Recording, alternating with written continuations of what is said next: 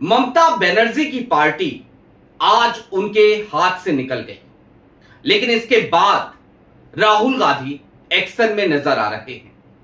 राहुल गांधी ने खुले तौर पर अब कमान संभाल ली है और जिस तारीख को लेकर के बार बार ममता बनर्जी या फिर कि विपक्ष के तमाम नेता राहुल गांधी के सामने गिड़गिड़ा रहे थे, उससे 48 घंटे बाद और मोदी जी के रिकॉर्ड बनाने के तकरीबन 24 घंटे पहले राहुल गांधी ने इंडिया गठबंधन की बैठक भी बुला ली है, यानी कि वो तारीख है 8 जून की। लेकिन ये खबर महज इतनी ही नहीं है, इससे आगे इस खबर के विश्लेषण की जरूरत है ताकि आपकी समझ में ये बात आ सके कि आखिरकार राहुल गांधी ने, आखिरकार भारतीय राष्ट्रीय कांग्रेस ने 8 जून की तारीख को ही क्यों चुना, 6 जून की तारीख को क्यों नहीं चुना।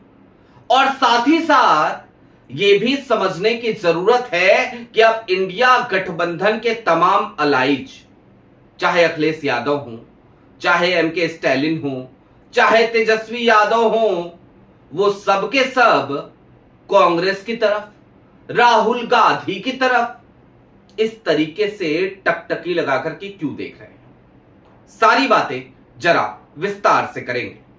नमस्कार, मैं स्वप्निल और आप मुद्दा देख रहे हैं। दोस्तों, आगे बढ़ें उससे पहले वही छोटी सी अपील। मुद्दा इन दिनों एक गंभीर आर्थिक संकट से जूझ रहा है। एक तरफ जहां हमारे मेन बैंक अकाउंट्स बीते लंबे समय से फ्रीज चल रहे हैं, तो वहीं दूसरी तरफ हमारे 2.5 साल पुराने चैनल को हमसे लंबे समय तक छीन कर भी रखा गया था। ऐसे में डे टू डे ऑपरेशंस में मुद्दा को काफी मुश्किलों का सामना करना पड़ता है। लिहाजा आपसे गुजारिश है, यदि आप चाहें तो स्क्रीन पर दिख रहे क्यूआर कोड या फिर के नीचे दिख रहे यूपीआई नंबर्स के जरिए मुद्दा की छोटी छोटी मदद जरूर कीजिएगा ताकि हमारी बेबाकी यूं ही बरकरार रहे। अब आगे बढ़ते हैं और सबसे पहले सिलसिलेवार तौर पर आपको 2 खबरें मैं दिखाना चाहता हूं।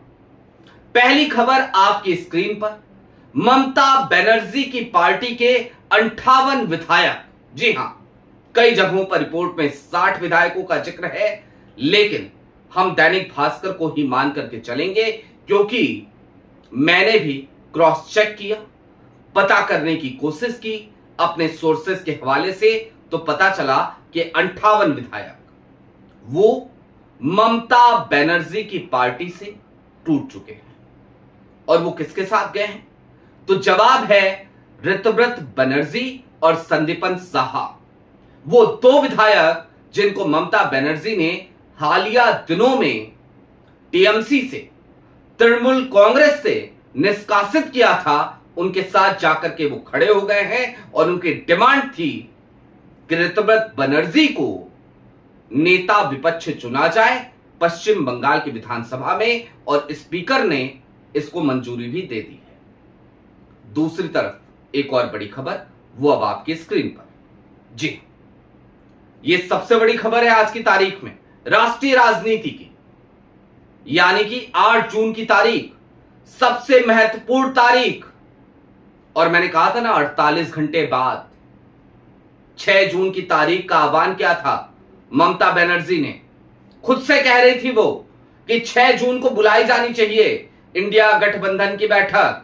आरजेडी भी समर्थन कर रही थी, अखिलेश यादव मौन थे, लेकिन वो मौन होकर के भी समर्थन ही कर रहे थे, और तमाम नेता वो भी समर्थन कर रहे थे इंडिया गठबंधन के। लेकिन 6 जून को कांग्रेस ने कोई स्टैंड नहीं लिया। अब ये 8 जून की तारीख कांग्रेस ने तय की, राहुल गांधी ने तय की, और 8 जून की तारीख यानी कि वो तारीख जब इस देश के दिल, इस देश की राजधानी यानी कि दिल्ली में 15 से ज्यादा पार्टियां राहुल के साथ बैठेंगी और बैठ करके ये तय करेंगी कि कैसे कांग्रेस के हाथ को और ज्यादा मजबूत किया जा सकता है। जी हां, और ज्यादा मजबूत कैसे कांग्रेस के हाथ को किया जा सकता है, अब इन पार्टियों को यह तय करना है।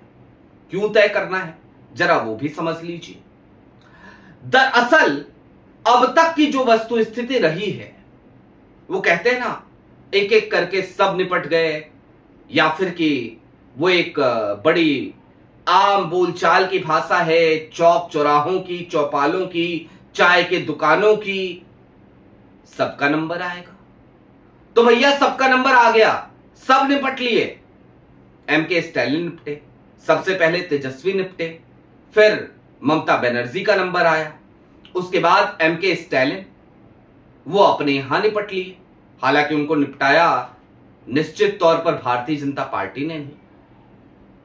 उसके अलावा अब नंबर है अखिलेश यादव पर। 2027 का चुनाव है, एसी कमरों में बैठ करके प्रेस कॉन्फ्रेंसेस कर करके वो चुनाव तो नहीं जीत पाएंगे, तो उनका भी नंबर आ जाएगा। लिहाजा इंडिया गठबंधन के हर घटक दल को आज की तारीख में चिंता सता रही है कि भैया अपने भविष्य को बचाएं तो बचाएं कैसे, अपने अस्तित्व को बचाएं तो बचाएं कैसे। लिहाजा एक ही विकल्प बचा है, कांग्रेस नाम केवलम, राहुल नाम केवलम। और अब राहुल ने भी सब्र रखा, इंतजार किया। 6 जून का जैसे ही जिक्र आया कि 6 जून को बैठक होगी, आपको याद होगा हर चैनल ने खबर चलाई कि 6 जून को इंडिया गठबंधन की बड़ी बैठक। और मैंने आपसे क्या कहा था कि वो जो 35+ पार्टियां हैं ना, भूल जाइए 6 जून की तारीख को बैठक होगी कि नहीं होगी, इसका फैसला अगर इंडिया गठबंधन में कोई पार्टी कर सकती है तो भारतीय राष्ट्रीय कांग्रेस है। और भारतीय राष्ट्रीय कांग्रेस में अगर इस बात का कोई फैसला कर सकता है तो वो आदमी राहुल गांधी है। तो उसने आज इस बात को हरी झंडी दिखा दी कि ठीक है, हम करेंगे बैठक, लेकिन 6 जून को नहीं करेंगे, 8 जून की तारीख को करेंगे। 8 जून की तारीख यानी कि मोदी जी जिस दिन एक रिकॉर्ड बनाने जा रहे हैं, और रिकॉर्ड नहीं है वो बहानेबाजी है। बहानेबाजी इस बात की कि किसी भी तरीके से देश को यह समझाया जा सके कि देखो, मैंने तो देश के पहले प्रधानमंत्री पंडित जवाहरलाल नेहरू, इस देश के विजनरी लीडर, उनका रिकॉर्ड तोड़ दिया। उससे 24 घंटे पहले इंडिया गठबंधन की बैठक हो गई। 9 जून की तारीख मैं बीते 2 दिनों से लगातार इस बात का जिक्र कर रहा हूं, आज तीसरा दिन है, फिर से कर जाता हूं आपके लिए। दरअसल 9 जून की तारीख को प्रधानमंत्री नरेंद्र मोदी के कार्यालय से एक स्क्रिप्ट इस देश के तमाम गोदियों को भेजी जा चुकी है, और उस स्क्रिप्ट में खास तौर पर यह लिखा गया है कि भैया ये स्टोरी चला दो 7 तारीख को, 8 तारीख को, कि प्रधानमंत्री नरेंद्र मोदी ने नेहरू जी का रिकॉर्ड तोड़ दिया। कौन सा रिकॉर्ड और इसके पीछे बहानेबाजी क्या?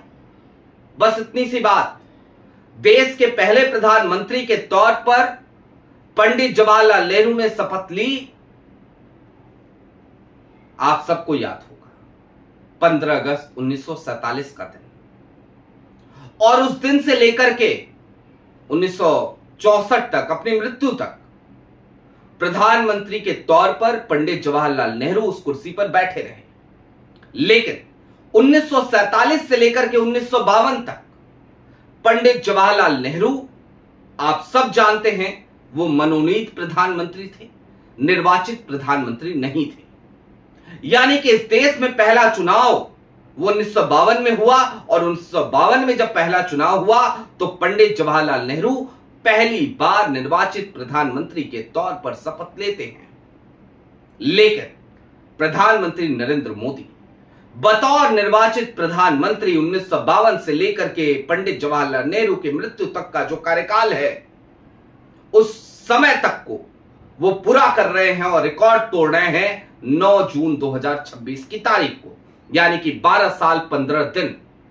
और ये स्क्रिप्ट तमाम चैनलों के पास भेजी जा चुकी है कि भैया चला दो, बता दो कि मोदी जी ने रिकॉर्ड तोड़ दिया है। अब देखिए यह भी कितना मजेदार है। कांग्रेस हर बात को भली भांति तौर पर समझ रही है, जान रही है, लेकिन आज इससे आगे की बात करने की जरूरत है। और इससे आगे की बात ये कि अब विपक्ष की जो पार्टियां हैं उनका हस्र क्या हो चला है, और ये हस्र हो क्यों चला है, जरा इस बात को भी समझिए। जो टीएमसी, जो ममता बनर्जी 2024 के लोकसभा चुनाव में यह कहती हुई नजर आ रही थी कि इंडिया गठबंधन पूरे देश के लिए होगा, पश्चिम बंगाल में सिर्फ टीएमसी है। जो ममता बनर्जी पश्चिम बंगाल के वर्तमान यानी कि 2026 के विधानसभा चुनाव में कांग्रेस को गठबंधन में शामिल करने के लिए तैयार नहीं थी, वो चुनाव हारने के बाद बार बार चिल्ला चिल्ला कर ये कह रही हैं कि इंडिया गठबंधन को मजबूत करने की जरूरत है और मैं उसमें बढ़ चढ़ करके हिस्सा लूंगी। और वही ममता बनर्जी जो लगातार इंडिया गठबंधन को कमजोर करने के लिए हर मुमकिन दांव खेलती रही, कभी उसे मजबूत करने का काम नहीं किया, वो राहुल गांधी और कांग्रेस के सामने गिड़गिड़ाते हुए नजर आई। समझिए इस बात को। वही एमके स्टैलिन जो बीते लंबे समय से कभी भी कांग्रेस को पावर शेयरिंग देने के लिए तैयार नहीं थे, वही एमके स्टैलिन जो तमिलनाडु में एकला चलो रे की नीति अपनाते हुए नजर आते थे, वो भी अब खुल करके इंडिया गठबंधन की 8 जून की बैठक में शामिल होने को तैयार है। आम आदमी पार्टी जिसने 2024 में इस बात का ऐलान कर दिया कि भाई हम तो अब इंडिया गठबंधन से बाहर जा रहे हैं, भारतीय जनता पार्टी की बी टीम हो भैया। अन्ना आंदोलन के जरिए तुमने किस तरीके से डॉक्टर साहब यानी कि डॉक्टर मनमोहन सिंह को बदनाम करने की पुरजोर कोशिशें की थी, उसके लिए यह देश आपको कभी माफ नहीं करेगा केजरीवाल जी।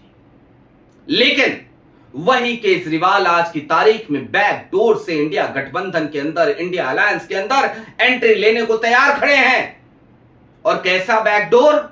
तो बैकडोर ऐसा कि भैया इनके गोवा के प्रदेश अध्यक्ष कह लीजिए, हालांकि इनके यहां पद जो है वो कन्वीनर का है यानी कि संयोजक का है, तो प्रदेश संयोजक यानी कि वाल्मीकि नाइक वो कहते हुए नजर आ रहे हैं कि कांग्रेस को चाहिए कि संयुक्त मोर्चा बनाए तमाम विपक्षी दलों के साथ। ये बैकडोर एंट्री, इन सब के पीछे अगर कोई कारण है तो बस एक है, और वो है कि आज की तारीख में सबको ये समझ में आ गया है कि राहुल नाम केवलम।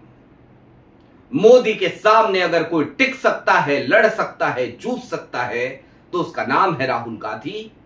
और अगर कोई भारतीय जनता पार्टी को टक्कर दे सकता है तो उसका नाम है भारतीय राष्ट्रीय कांग्रेस। आपकी क्या राय है वो हमें कमेंट बॉक्स में जरूर बताइएगा। अभी के लिए दीजिए इजाजत।